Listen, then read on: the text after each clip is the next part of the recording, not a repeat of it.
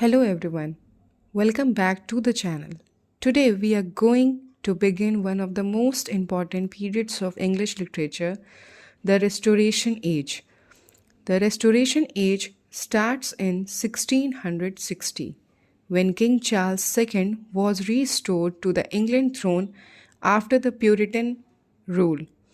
With the return of the monarchy, England witnessed not just a political change, but a complete transformation in society, culture, and literature. This age is called the Restoration Age because the monarchy, theatres, art, and social freedoms were restored after years of strict moral control under the Puritans. Literature became witty, realistic, and urban. For the first time, theatres were reopened, women appeared on stage, and comedy of manners emerged as the most popular dramatic form. Writers focused more on human behavior, social life, and hypocrisy rather than religion or morality. The spirit of this age reflects love for pleasure and luxury, sharp wit and satire, realistic portrayal of society, influence of French culture. This video we will understand historical background of the Restoration Age, major characteristics, important writers and work, and why this age is extremely important for exams. Stay tuned till the end because these points are frequently asked in every competitive exams for LT, UPTGT, UPPGT, and for all teaching exams. Let us start. As I've said, the Restoration Age began with the restoration of King Charles II to the English throne in 1660 after the Puritan rule. जैसा कि हम पहले पढ़े कि जो restoration age है वो कब से शुरू हुआ है, जब किंग चार्ल्स जो है वो इंग्लिश थ्रोन में आए. कब तक? जब प्यूरिटन रूल का पूरा शासन था, उसके बाद हमारे किंग चार्ल्स आए, वो भी 1660. अब ये हम देखेंगे कि it marks the return of monarchy, theatre, pleasure and wit. इसको मैंने आपसे पहले ही बताया कि जब किंग चार्ल्स आए उसके साथ साथ इन सारी चीज़ों का भी आगमन हुआ. Literature of this age reflects reaction against puritan austerity. अब जो प्यूरिटन की ज़बरदस्ती का हावी था उसको दूर किया इस लिटरेचर के आने से.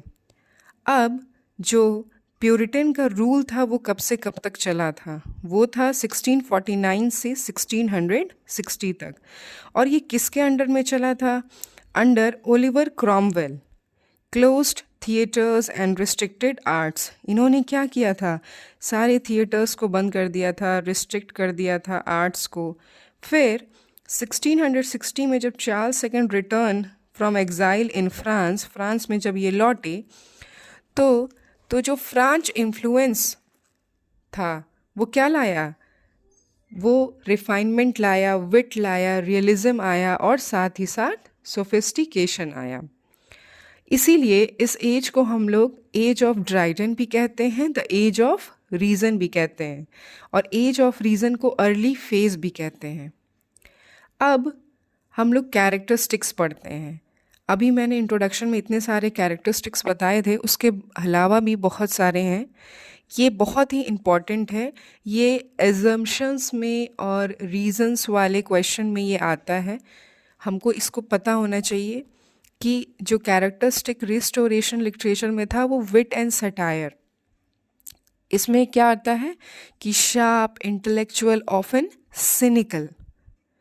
रियलिज्म भी शो करता था ये एज.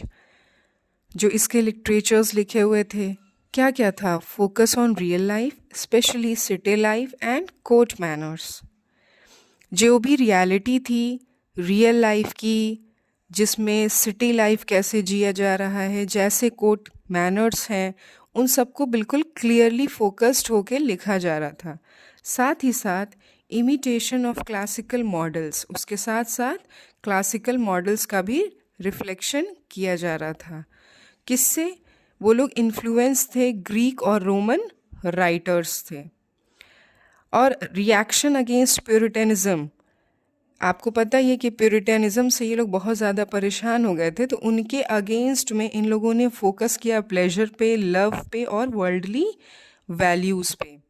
साथ ही साथ पॉलिश्ड एंड क्लियर प्रोस, जो भी प्रोस लिखना शुरू हुए वो literature aimed at reason not imagination, कारण के लिए इसको, जो लिटरेचर थे वो रीज़न पे एम, कारण के लिए ज़्यादा फोकस करने लगे, ना कि इमेजिनेशन पे ही सिर्फ डिपेंड रहे। अब हम लोग बढ़ते हैं रिस्टोरेशन पोइट्री की तरफ। रिस्टोरेशन पोइट्री के जो मेन फीचर्स थे वो क्या क्या हैं, वो हम देख सकते हैं कि यूज़ ऑफ हीरोइक कपलेट, ये बहुत ही इम्पॉर्टेंट है। बहुत बार पूछा है कि हीरोइक कपलेट आखिर कब शुरू हुआ था, तो आप एकदम याद रखिएगा, रिस्टोरेशन एज में। अब क्या क्या शुरू हुआ? फॉर्मल, रैशनल और satirical tone, social and political themes शुरू हुए। अब देखिए जो मेजर पोएट्स हैं, ये सबसे the most important part of literature about poets. तो इस एज के जो सबसे इम्पॉर्टेंट हैं वो जॉन ड्राइडन हैं। ये हमारे एलटी में स्पेशली इनको पढ़ने के लिए कहा गया है, और इसमें इन्होंने लिखा है, इनको क्या कहा जाता है? Greatest poet of the age, means restoration age के सबसे बड़े पोएट हैं जॉन ड्राइडन। इन्होंने कौन कौन सा पोएम लिखा है? वो Absalom and Achitophel, Mac Flecknoe, the Hind and the Panther. और इनका कंट्रीब्यूशन क्या क्या रहा है लिटरेचर में? इन्होंने हीरोइक कपलेट को परफेक्ट कर दिया, इन्होंने सटायर एंड क्रिटिसिज्म को मास्टर कर दिया, और इनको क्या भी कहा जाता है? Father of modern English pros कहा जाता है। ये भी क्वेश्चन बहुत बार पूछा जा चुका है। अब देखिए यहाँ पे रेस्टोरेशन ड्रामा है, मोस्ट इम्पॉर्टेंट। ठीक है, ये बहुत बार पूछा है कि क्या क्या ड्रामा में चेंजेस हुए थे, उनके की फीचर्स हैं। क्या क्या हुआ था? रीओपनिंग ऑफ थिएटर्स इन 1660, क्या क्या हुआ था? थिएटर्स ओपन होंगे तभी तो ड्रामा होगा। और क्या होने लगा था? Women acted on stage for the first time, women जो है पहली बार स्टेज पे एक्ट कर रही थी। Focus on manners, sex and interview, और किस पे फोकस किया जाने लगा? इन तीनों चीज़ों पे, मैनर्स पे, सेक्स पे और इंटरव्यू पे। अब हम चलते हैं, बहुत बार हम लोगों ने क्वेश्चन सुना है कॉमेडी ऑफ मैनर्स पे। आप लोग क्वेश्चन जब सॉल्व करते होंगे तो आपके सामने बार बार आता होगा कि कॉमेडी ऑफ मैनर्स जो है वो क्या डिपिक्ट करता है? It depicts upper class society. ये जो अपर क्लास सोसाइटी है उसको वो डिपिक्ट करता है, उसके बारे में बताता है। और इसके जो थीम्स हैं वो क्या हैं? मैरिज, लव, हाइपोक्रेसी और इमोरलिटी, और smart dialogues and witty report. ये सारी भी चीज़ें कॉमेडी ऑफ मैनर्स में है। मैरिज, लव और हाइपोक्रेसी और इमोरलिटी, कुछ कुछ चीज़ें जो हैं नेगेटिव भी हैं, बट इट इज़ देयर। अब साथ ही साथ हम ये देखते हैं कि मेजर प्ले राइट्स भी हैं। कौन कौन हैं? विलियम वार्चिल्ले, इन्होंने क्या लिखा है? द कंट्री वाइफ लिखा है। William Congreve, the way of the world लिखा है। George Etherege, the man of mode लिखा है। ये तीनों लोग आ जाते हैं मैच द फॉलोइंग में। तो थोड़ा सा हमें इनके बारे में पता होना चाहिए। मुझे पता है याद करना बहुत डिफ़िकल्ट होता है, बट हम ऐसे बार बार करेंगे। आप मेरे साथ इन सारे नोट्स को आप भी बना लीजिए, आप भी तैयारी करिए, आपको भी याद हो जाएगा।